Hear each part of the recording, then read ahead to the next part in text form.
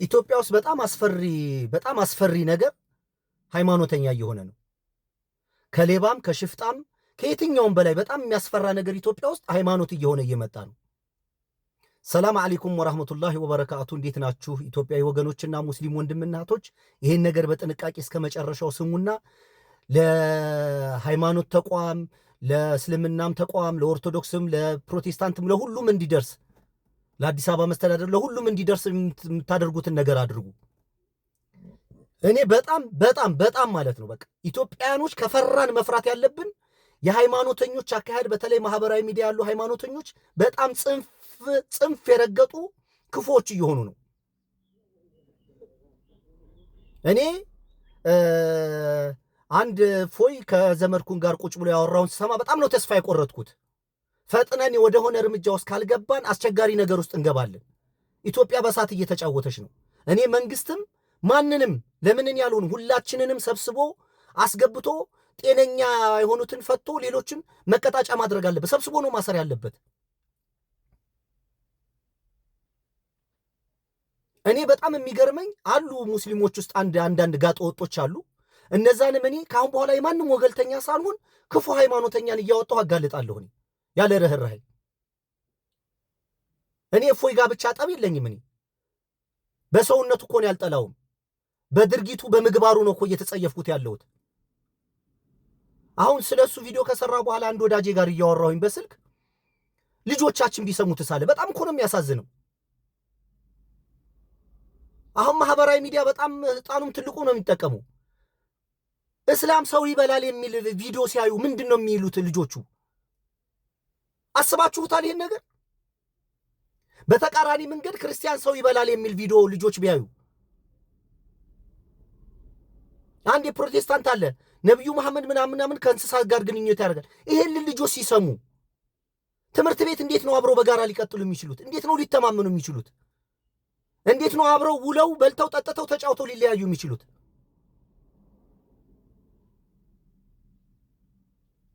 ልጆቻችሁን ቢሉባችሁ ልጆቼን ቢሉ አሁን ምን ሊሰማኝ እንደሚል ትችላላችሁ?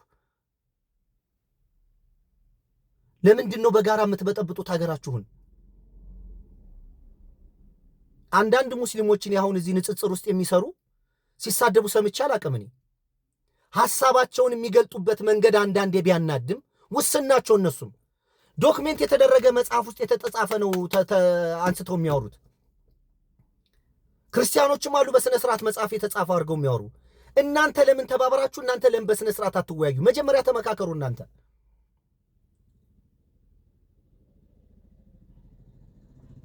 እንዴት ሰው በዚህ ልክ እንዴት ይከፋል?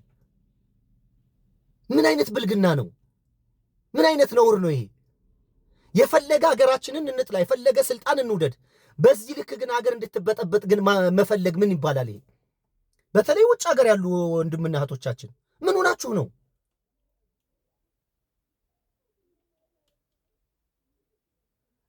በክርስትናውም በእስላሙም የጋራ እኮ የሆነ ነገር እኮ አለን። ማርያምን ተገቢ ባልሆነ መንገድ መግለጽ፣ ነቢዩ መሐመድን ተገቢ ባልሆነ መንገድ መግለጽ፣ ኢየሱስን ተገቢ ባልሆነ መንገድ መግለጽ ነውር እኮ ነው ይሄ። እንዴት ይሄ ትምህርት ይሆናል? እኔ በጣም የሚገርመኝ የእኛ ሀገር ሃይማኖት መምህሮች ዳስጣል ሲባል በዳስጣል ይነጋገራሉ። ኢሹዋቸው ነው ትልቁ። አሁን ደግሞ ዳስጣልን ረስተው አርሰናል ብለዋል። የትኛውም ሃይማኖት መሪ በሙስሊሙ በምኑ በዚህ ማህበራዊ ሚዲያም በአካልም አርሰናልን መደገፍ ሐራምን፣ የእናንተን ክፉ ሐሳብ መከተል ነው ሐራም ማለት። ኳስ ማየትና ለማየት ጽድቅም ኃጢአትም አይደለም። እናንተ ትልቅ ጉዳይ ነው። ኳስ የት ይሄድ? ወጣቱ በኳስ ይዝናና፣ ምን ችግር አለ? ትልቅ ኢሹ አድርጋችሁ አርሰናልን ማየት አለማየት ኃጢአት ነው ሐራም ነው ምናምን ትላላችሁ። ጌታ የወደውም ምናምን የተረገመ ትውልድ ነው ምናምን። የተረገምን እኛ ነን። ይሄ ከ40 እና ከ50 ዓመት በላይ ያለ ነው። ወጣቱ ጊዜና ዘመን ያመጣላቸው ነው። ኳስ ማየት ጽድቅም ኃጢአትም አይደለም። ይዝናኑ፣ ምን ችግር አለ?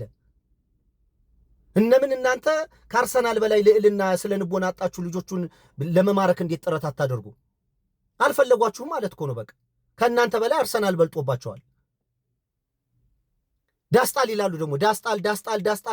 አንዱ ሰሞን ዳስጣል፣ አሁን ዳስጣል ተረስቶ አርሰናል። ይሄ ድሮ በኢህአዴግ ጊዜ ወያኔ የሆነ ነገር ውሃ ማቆር ካለ እስከ ታች ቀበሌ ድረስ የትኛውም ሀገር ውሃ ማቆር ነው የሚለው። የተለየ ሐሳብ ማሰብ አይቻልም። አሁን ይሄ ሃይማኖት ስለንቦና በክፉ ስለተመታ ሃይማኖት መሪዎች አርሰናል ጉዳይ ነው እንዴ? አርሰናል እንዴ እኔ ያለሁ ኳስ በዛ በወንድሞቼ ልክ ባያስለቅሰኝ ባያናድደኝ ባያዘልለኝም ኳስ ያለሁ እኮ እንዴ። ኳስ እኮ ጥበብ እኮ ነው፣ ችሎታ እኮ ነው። ኳስን ለማሸነፍም ለመሸነፍም አላህም እግዚአብሔርም አያግዙም፣ አሰልጣኙ ነው የሚያግዝህ። ከዛ የተጫዋቾቹ ፐርፎርማንስና ብቃትና ክህሎት ነው ውጤታማ የምታደርገው። አላህ ለአንዱ ሰጥቶ በኳስ ውስጥ አይገባ፣ አንዱን ዋንጫ ሰጥቶ አንዱን አይነፍግም። ይሄ የፈጣሪ ስራ አይደለም፣ የአሰልጣኙ ብቃት ነው። የተጫዋቾቹ ኮሚትመንት ለማሸነፍ ያላቸው የስነ ልቦና ዝግጅት እንጂ ፈጣሪ ለኳስ አያግዝም እንዴ። ምን ሆናችሁ ነው? ይሄንንም ኃጢአት ነውም እርጉም ነው የሚል ፈጣሪ ሊኖር አይችልም። እኔ አልቀበልም፣ እንደዛ ነገር ሊሆንም አይችልም እንዴ። ኳስ ማየት ሐራም ነው፣ አለማየት ደግሞ ጽድቅ ነው። የትኛውም ሃይማኖት መሪ አይታችሁ እንደዋል ፕሮቴስታንት በሉት ኦርቶዶክስ ኢሹ በሆነበት ጉዳይ ላይ እንደዚህ አሳሳቢ በሆነ ጉዳይ ላይ በርስ በርስ ግንኙነት ላይ በኢትዮጵያኖች መካከል ስላለው ሰላም ተግታችሁ ስሩ። እነዚህ ማህበራዊ ሚዲያ ላይ የሚቀባጥሩትን ሰዎች በጀርባ ትደግፉ። እናንተ ይሄንን ተው፣ ተንኮል ሴራ አቁሙ። መጀመሪያ እናንተ አርሰናል ዳስጣል ከማለታችሁ በፊት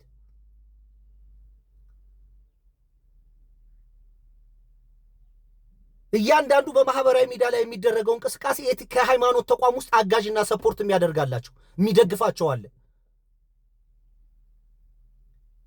እና የትኛውም ሃይማኖት ውስጥ ያሉትን ነገረኛ ሰዎች፣ ኢትዮጵያን የሚበጠብጡ ሰዎችን የሚበጠብጡ ትውልድን የሚያበላሹ ልቅምቅም አድርጋችሁ መንግስትም ተባብሮ ከመንግስት ጋር ተባብራችሁ መታሰር አለባቸው። ተሰብስበው መታሰር አለባቸው። እየተለቃቀሙ ነው መግባት ያለባቸው። ሰርተው ይብሉ፣ ሌላ ነገር ሰርተው ይብሉ። እኔ እዚህ በማህበራዊ ሚዲያ 5 ሳንቲም ጥቅም የለኝም። እኔ ህዝብ ከማንቃትና ሀገሬን ከመጥቀም ራሴንም ከማንቃት ውጭ እንጀራ አድርገውታል። ይሄን ማህበራዊ ሚዲያ ሰርተው ይብሉ፣ ተሸክመው ይብሉ። እኔ ሰርቼ ነው የምበላው። ምን ያደርግልኛል? በዚህ ሲሰለቸኝ ነገ ተዋቸዋለሁ። እኔ ለየትኛውም ሃይማኖት እኔ ባላንስ አድርጌ ነው የምሰራው። እኔ እውነትን ነው እንጂ የምደግፈው። እኔ የእኔ ጎን ነው ብዬ ሐሰት አልደግፍም። እኔ በሚስቴም በልጆችም ላይ ልጨክን እችላለሁ። በዚህ በቤተሰቦቼም ላይ በጓደኞቼም ላይ የጋራ እውነት ካላችሁ በዛ በጋራ እውነት ላይ ተነጋገሩ። ችግራችሁን ተለካከፉ። አሁን ሙስሊሞች ከሆኑ ችግር ያለበትን ሰው አይናገሩም።